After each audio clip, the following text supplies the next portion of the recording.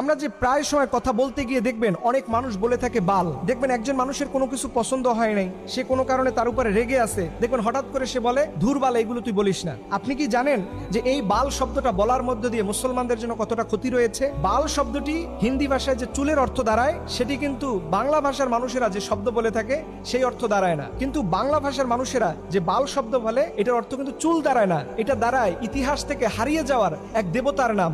যেই দেবতা সম্পর্কে আল্লাহ পাক আমাদেরকে সতর্ক করে বলেছেন 37 নম্বর সূরার 125 নম্বর আয়াতে যে তোমরা বাল দেবতার অনুসরণ করো না। আল্লাহ পাক বলছেন আতাদউনা বালাউ ওয়া তাযারুনা আহসানাল খালিকিন।